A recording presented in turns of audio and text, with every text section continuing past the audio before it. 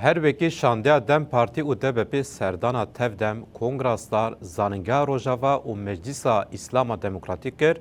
şande ji alî nûner û berpirsên saziyan hate pêşwazîkirin.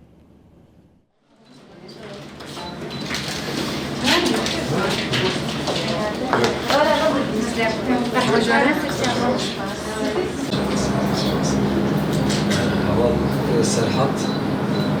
Parlamentoy में आमद है अंदाम पार्टियां इंसान आज़ादी बाकुर कुर्दिस्तान वो पार्लियामेंट बाकुर कुर्दिस्तान इस गले पर शमाल कोना पार्लियामेंट निजी चावेमान रे वास्ते çünkü ko hem enjam konferansı hem hatna gave yekitiya gelê Kurd gavekê mezin jî havet hevatîne ziman rastî jî yani te dîrokê da tîpê zêr we yên çûne hecê ji bo me vê derî kewirekê bîne ji bo me biçek ax bîne ama me berê xwe de gelê Rojava jî yani hatina me pir aviya çîn Hedefka diplomasiya kongraslar haval Nergiz koordinasyona kongraslar haval Emine Amar bejin reveberiya şbo pişgirtiye yani ef belki em çıkısı vasıf bikin em game bejin şberku ef ceme geleki giran ومونجي جهكي جلكي بيروس هذا بهنا ريبرتي شو أنت يعني براستيجي أمجي جلكي كيف خشبون زمان بيترد باوريا دبا كملتك دبي زمان وين أوروبا ولا أمريكا لاتين زمان يكون يرسل بيل كنا بديروك عفوش بيجنا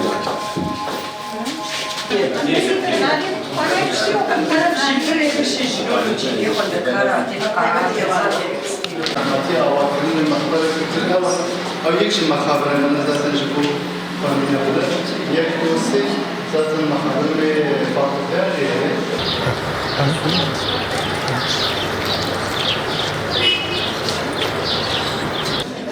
شبشتي الشرشة ساسوني سيدا داكت يعني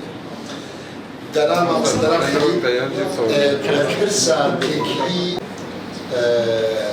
بيبومان ودلي ما خوشكل ودلي ملت ما روش أفاي كردستاني جوا خوشكل باش داربونا ودوي كونفرانسي دا دوي اتفاقي دا وهيزك داما وقوتك داما وتظل عملية يعني كسي مترسية وان إسلامي هنا مختار قلنارين ما تبينن كيف وانتيت بأن خوازن الإسلام كله بفيش كده نديتش واجب يخوا كقارب ببيع المهان أو ملتي كتير بنظر